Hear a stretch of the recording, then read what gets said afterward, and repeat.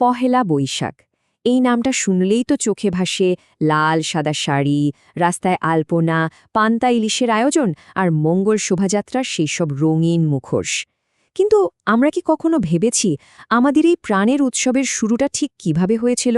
চলুন আজ বাংলার নববর্ষের সেই অবাক করা ইতিহাসের গভীরে যাওয়া যাক, যার শুরুটা কিন্তু উৎসব দিয়ে হয়নি, হয়েছিল খাজনা আদায়ের মতো একটা প্রশাসনিক কাজ থেকে। আসলেই তো এই একটা লাইনে যেন নববর্ষের পুরো অনুভূতিটাকে প্রকাশ করে দেয়। বছরের প্রথম সূর্যটা যখন ওঠে তখন মনে হয় যেন সব পুরনোকে পেছনে ফেলে নতুন করে শুরু করার একটা সুযোগ চলে এসেছে। বাঙালির মনে আশা আর আনন্দের এক নতুন স্পন্দন নিয়ে আসে এই মুহূর্তটা। দিনটা তো আসলে রং, সুর আর স্বাদের একটা দারুণ মেলবন্ধন। ভোরের আলো ফুটতেই ঢাকার রাস্তাগুলো আলপনায় সেজে ওঠে, মানুষের পরনে থাকে লাল সাদার বাহার, বাতাসে ভেসে আসে বৈশাখী গান, সাথে ঢাকের শব্দ। আর খাবারের কথা তো নাই বা বললাম, সব মিলিয়ে একটা জীবন্ত জমজমাট উৎসবের ছবি। আজকের দিনে পহেলা বৈশাখকে আমরা মূলত এই বিষয়গুলো দিয়েই চিনি, তাই না? একদম ভোরে রমনার বটমূলে ছায়ানটের অনুষ্ঠান দিয়ে দিনের শুরু, এরপর মঙ্গল শোভাযাত্রায় সেই জনস্রোত, ব্যবসায়ীদের দোকানে দোকানে হালখাতার আয়োজন, আর দুপুরের খাবারে পান্তা ইলিশ তো থাকবেই। এই সব কিছু মিলেই আজকের নববর্ষ। কিন্তু এত যে আয়োজন, এত আনন্দ, আমরা কি কখনো একটু থেমে ভেবেছি যে ক্যালেন্ডারটাকে ঘিরে এত কিছু, তার জন্মটা আসলে কিভাবে হলো? কোথা থেকে এলো এই পহেলা বৈশাখ? এর উত্তর খুঁজতে হলে কিন্তু আমাদের ইতিহাসের পাতায় একটু ডুব দিতে হবে। চলুন তাহলে একটু টাইম ট্র্যাভেল করা যাক।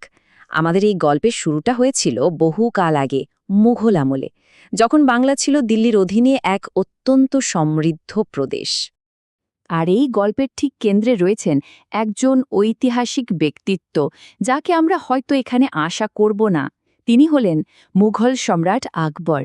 হ্যাঁ, ঠিকই শুনছেন, বাংলা নববর্ষের ইতিহাসের সঙ্গে তার নামটা ওতপ্রোতভাবে জড়িয়ে আছে। আচ্ছা, বিষয়টা একটু সহজ করে বোঝা যাক। সমস্যাটা ছিল বেশ জটিল। দেখুন, সম্রাট আকবরের সময় খাজনা আদায় করা হতো ইসলামিক হিজরি ক্যালেন্ডার মেনে, যেটা চাঁদের হিসাবে চলে। কিন্তু আমাদের এই বাংলার চাষাবাদ, সেটা তো পুরোপুরি ঋতু বা সূর্যের ওপর নির্ভরশীল। ফলে প্রায়ই একটা অদ্ভুত সমস্যা হতো। দেখা যেত কৃষকের ধানই হয়তো এখনও পাকেনি, কিন্তু হিজরি ক্যালেন্ডার অনুযায়ী খাজনা দেওয়ার তারিখ চলে এসেছে। ভাবুন তো একবার, কৃষকদের জন্য এটা কি বিরাট একটা বোঝা ছিল? তো এই যে একটা প্রশাসনিক আর অর্থনৈতিক সংকট, এটা মেটাতে সম্রাট আকবর একটা যুগান্তকারী পদক্ষেপ নিলেন। তিনি এমন একটা নতুন ক্যালেন্ডার তৈরির নির্দেশ দিলেন, যা এই দুই ব্যবস্থার মধ্যে একটা সেতু তৈরি করে দেবে। আর এভাবেই জন্ম হলো আমাদের আজকের বাংলা সন বা বঙ্গাব্দের।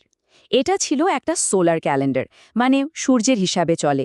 এর মূল লক্ষ্যই ছিল একটাই, খাজনা আদায়ের বছরটাকে বাংলার ফসল তোলার মৌসুমের সঙ্গে একদম মিলিয়ে দেওয়া। ফলে কৃষকদের যেমন সুবিধে হলো, সরকারের খাজনা আদায়ও অনেক সহজ আর যৌক্তিক হয়ে গেল। সুতরাং সবচেয়ে গুরুত্বপূর্ণ কথাটা হলো, বাংলা সনের জন্ম কিন্তু কোনো ধর্মীয় বিশ্বাস বা প্রথা থেকে হয়নি। এর জন্ম হয়েছিল পুরোপুরি শাসন ব্যবস্থা আর সাধারণ মানুষের জীবন জীবিকাকে সহজ করার একটা বাস্তবসম্মত প্রয়োজন থেকে। বলা যেতে পারে এটা ছিল প্রশাসন আর প্রকৃতির মধ্যে এক চমৎকার বোঝাপড়া। কিন্তু এখানে একটা বড় প্রশ্ন থেকে যায়, যে ক্যালেন্ডার তৈরিই হলো খাজনা আদায়ের সুবিধার জন্য, সেটা সময়ের সাথে সাথে কিভাবে বাঙালির এত বড় একটা প্রাণের উৎসবে পরিণত হলো? চলুন এই অসাধারণ রূপান্তরের গল্পটাই এবার একটু দেখি। এই রূপান্তরের গল্পের একেবারে গোড়ার দিকে যদি তাকায়, তাহলে আমরা পাব হাল খাতাকে। এই প্রথাটা কিন্তু সরাসরি বাংলা সনের সেই অর্থনৈতিক উদ্দেশ্যের সাথেই জড়িত। বছরের শেষ দিনে ব্যবসায়ীরা তাদের পুরনো দেনা পাওনার হিসাব চুকিয়ে ফেলতেন, আর পহেলা বৈশাখের দিন খোলা হতো একটা একদম নতুন খাতা। পুরনো সব হিসাব মিটিয়ে গ্রাহকদের মিষ্টিমুখ করিয়ে সম্পর্কের একটা নতুন সূচনা করা হতো। এই হালখাতাই ছিল নববর্ষের প্রথম দিকের প্রধান সামাজিক উদযাপন। আর যদি আধুনিক সময়ের কথা বলি, তাহলে নববর্ষের সবচেয়ে শক্তিশালী আর অসাম্প্রদায়িক প্রতীক হল মঙ্গল শোভাযাত্রা। এটা কিন্তু শুধু একটা মিছিল নয়, এর চেয়ে অনেক বেশি কিছু। এটা হলো সব অমঙ্গলকে দূর করে একটা সুন্দর ভবিষ্যতের জন্য বাঙালির সম্মিলিত প্রার্থনার এক শৈল্পিক প্রকাশ। এই শোভাযাত্রায় আমরা যে বিশাল বিশাল রঙিন মুখোশ আর প্রতিকৃতি দেখি সেগুলোর প্রত্যেকটার কিন্তু গভীর অর্থ আছে। যেমন ধরুন, বাঘ হল সাহসের প্রতীক, পাখি শান্তির বার্তা দেয়, আর উদীয়মান সূর্য তো সব অন্ধকার দূর করে নতুন দিনের আলো নিয়ে আসার প্রতীক। আর এই দিনের সব অনুভূতি, সব আবেগকে একটা সুরে কে বেঁধেছেন? তিনি আর কেউ নন, বিশ্বকবি রবীন্দ্রনাথ ঠাকুর। তাঁর লেখা এসো হে বৈশাখ, এসো এসো গানটা ছাড়া কি পহেলা বৈশাখের উদযাপন ভাবা যায়? এটা যেন নতুনকে স্বাগত জানানোর এক চিরন্তন সঙ্গীত হয়ে উঠেছে। তো এই ইতিহাস আর ঐতিহ্যের লম্বা পথ পেরিয়ে এসে আজকের দিনে পয়লা বৈশাখ আমাদের কাছে এক নতুন অর্থ নিয়ে হাজির হয়। এটা এখন শুধু অতীতের একটা দিন নয়, বরং ভবিষ্যতের দিকে তাকিয়ে নতুন করে আশা করার দিন। পহেলা বৈশাখ আসলে কোনো নির্দিষ্ট ধর্মের উৎসব নয়, এটা ধর্মবর্ণ নির্বিশেষে সকল বাঙালির উৎসব। এটা আমাদের ঐক্যের কথা বলে, নতুন করে শুরু করার প্রেরণা দেয়, আমাদের নিজস্ব সংস্কৃতিকে উদযাপন করে আর ভবিষ্যতের জন্য মনে আশা জাগায়। এখানে সবাই মিলে এক হয়ে যায়। দিনের শেষে পহেলা বৈশাখ আমাদের একটা খুব সহজ কিন্তু খুব গভীর কথা মনে করিয়ে দেয়, আর সেটা হলো জীবন মানে পুরনোকে পেছনে ফেলে নতুন করে শুরু করার একটা সুযোগ।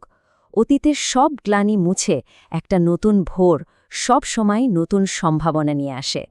তাহলে শেষ পর্যন্ত গল্পটা এটাই দাঁড়ায়, কিভাবে শুধুমাত্র খাজনা আদায়ের সুবিধার্থে তৈরি করা একটা ক্যালেন্ডার একটা গোটা জাতির প্রাণের উৎসবে পরিণত হতে পারে।